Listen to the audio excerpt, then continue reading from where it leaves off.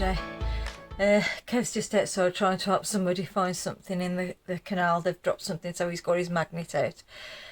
This is just to show you where we live, and this is our boat, which is called Dream into Reality. So I'll just give you a little tour of how we live. You have your front doors to step in. We've got our pendulums. We do love our pendulums. And we've got Wi-Fi camera, so we can watch Self if ever we leave her in for a little bit, which ain't very often. Got a cupboard down there, fire extinguisher, which is a must, and our Dyson, which is a must for the summer. Even though it's a hot and cold, you need it more for the summer. In there is where we store our coats, and in there is where we've got our freezer. There's our sofa bed, double sofa bed, and look at her. Pride of place. We've got a multi-fuel stove. Obviously it's in need of a paint because we've just gone through a winter, so the glass will be changed on that and it'll all be painted up ready for next winter. We've got central heating radiators, Roman blinds which I made myself, family pictures and stuff on the wall, big telly which I think is too big but Kev insists, and a little sideboard. And that was my beautiful Jack Russell. We lost him in 2020. That was Freddie, my little boy. Been down the boat, you've got a single dinette with storage underneath. That's where we keep our shoes, and our table is there, and we've got a little stool which doubles up as a chair or to put your feet up. We've got another chair there, another radiator, my little girl's bed. Here we've got a oven and grill, high level, and a fridge. We've got a tumble dryer because people say, how do you do your washing? There you go. I've got a tumble dryer and I've got a 4-burner hob, and I have done a bit of cooking, so I'm sorry that needs cleaning.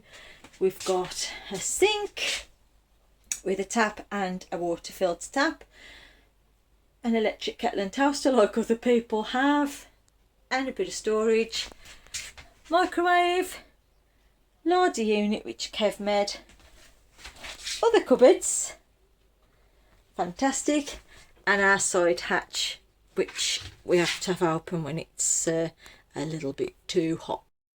When we moved on the boat it was different to this. Kev decided he'd just rip all the bulkheads out, so it was like one massive space from front to back. It's a 57-foot traditional narrowboat. We'll show you outside another day. We did have a go at painting it ourselves. I hasten to add we've got to rub it down and start again because we ain't got a clue really. You have to decide on where you want things, and it's trial and error really. We had the cooker down, but now I needed it up because of my back. Then you decide how you want your bedroom, you decide how you want your bathroom. So we went for a walk through bathroom, and I'll show you what that is. Now, this is the bathroom. You've got your sink with everything that you have in the bathroom really, cupboard underneath. We have our towel storage at the side.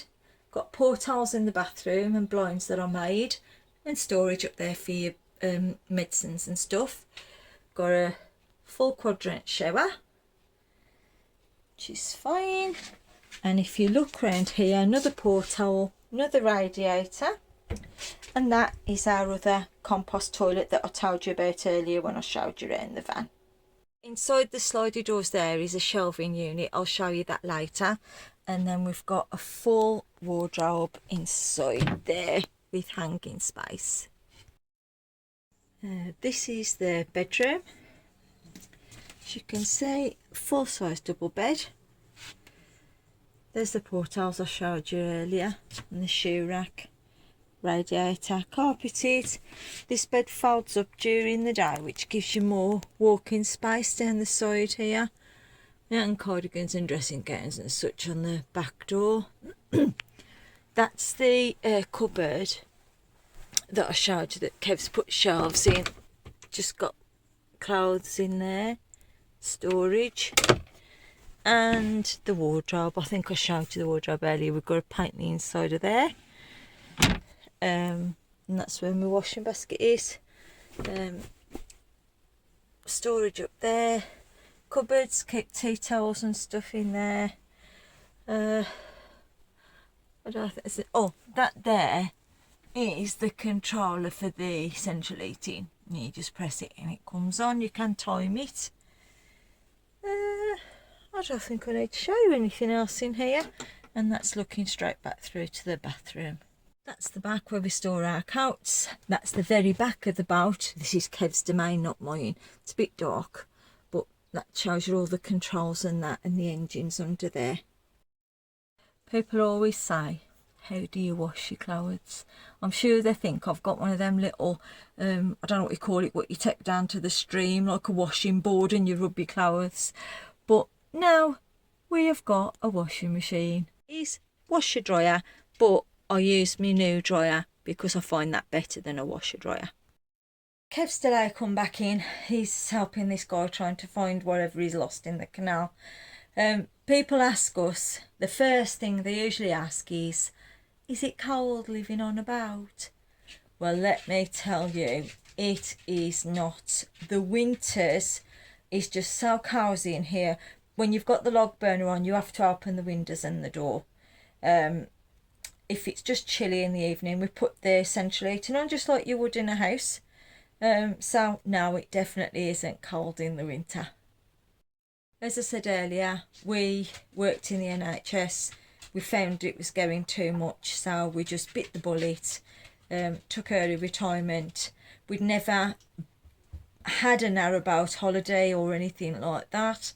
We went for an hour's trip with an afternoon tea and decided, yeah, we'd give it a bash. And that was in 2019, and we don't regret it one bit. The freedom it brings is just phenomenal. You just take you home with you. You never have to pack a suitcase. It was strange actually packing to go away in the van. It was like packing to go on holiday, whereas usually if we take the boat out, you just unhook it from the mains electric and off you go. We do plug into electric for our appliances, but when we're out on the cut, obviously there's no electric. So we've got solar panels on the roof that keep the batteries charged, so we never have any problems at all. Water, you fill up from the mains water. We've got a water tank on board. I don't even know how big that is. I'll have to ask Kev when he comes in. So you just live a very, very simple lifestyle, but you have everything you have in a house. I can't think of anything you have in a house that we haven't got here. Yeah, we ain't got like masses of space, but we ain't got masses of stairs to walk up and down, and I ain't got masses of cleaning to do either. So there's a bonus. Hi again, everybody. He's back. Did you find what was lost with your magnet, love? Yes, we got it. Did you get it? Yeah, got it. Yeah. Oh, fantastic. Yeah. It dropped 4 mooring pins in, knocked his bucket over. He managed to find 3, but he couldn't find the other one because his magnet was he just wasn't powerful enough. So we got the super magnet out and we've got it. Yeah. Saved him a bit of bob. Cool. That's the thing, you know, about living on a boat as well, is the community out there. It's really good. It's really good. I mean, you live in a house and you got neighbours, and you get on with your neighbours, you get on with the people in the street. But it's just a quick nod. Oh yeah, like this. On the It's way not to like work, boat, on the way home from work. But here we've got good. We've got friends. We've got true friends, and I mean friends. They'll really go out their way to help you, and it's vice versa. You do it for them as well if they're in need. I mean, we were really, really sick last year with COVID. Kev was more sick than me. He was one of the really, really unfortunate ones. We all go into it. And I was sick and I was stuck on the boat, and they really, really looked after me, which was great. And in return, you do it for them when they're in need, don't you? That's right. It's a fantastic community. We just it's hard to put it into words, really. But now he's back, he can show you his domain. Call you Kev. See you in a bit. And here we go. There's our boat coming down the side on our pitch. Got some wood on the side. Solar panels. Got 3 of those. Each one of them are 180 280 watts each. That's it, my fishing tackle. And we come to the back of the boat. Guys, and here we go, back down into Kev's domain, where we got all ropes, chains. Sounds bad, but there they are, they're only for mooring the boat. Windlasses for the locks, toolboxes, amp meters, volt meters, 12 volt electrics, 240 volt electrics. We've got an engine underneath it, which is a Beta 38, and we've got a 230 litre diesel tank. I'm not going to get the floor up to show all that. And we've got a 680 litre fresh water tank for when we're out, which lasts quite a while. So yeah, all good. Our resident swans, a couple of little babies there. Was more, but sadly that they don't all survive. Back down again. When we're out and about, the engine's running, the alternator charges the batteries. The batteries go through the inverter, and we still have 240 volt power to run everything on, just like you would in the house. When we moored up, engine's not running, we run off the batteries, still goes through the inverter, and we've still got 240 volt power. So pretty much, and the way things run, we haven't really run out of power at all. We're okay. All in all, it's a cracking life. Just another view down the side of the boat. We did paint it by hand and regretted it, but we will do it again. When we're out, we tend to collect logs, and we just store them inside the roof box. There you go. And there's a quick shot just of the front of the boat. It's amazing when you move on to somewhere like a narrowboat of how little space you actually need. When you're in a house, you tend to fill up the gaps that you've got. Like clothes, I mean, we just got rid of a whole lot of clothes you just keep for the sake of it. Then if something special comes up, you go out and buy something new. What else? Oh, when we was downsizing, it was great. We just sort of sold everything because we had to buy new for the boat because nothing fitted. The amount of pots and pans I've got was unbelievable. Same with plates and dishes and cutlery and glasses and all sorts of stuff like that.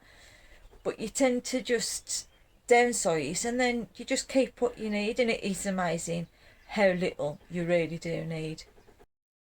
Right everybody, well that's a little insight into how we live our everyday lives. Really chilled, as you can see. Our travel adventures start next week, so if you fancy coming along and seeing what we've got up to on our journey down and around the UK, please come and join us. We'd love to see you. But for now, we'll say ta-ra. Ta-ra!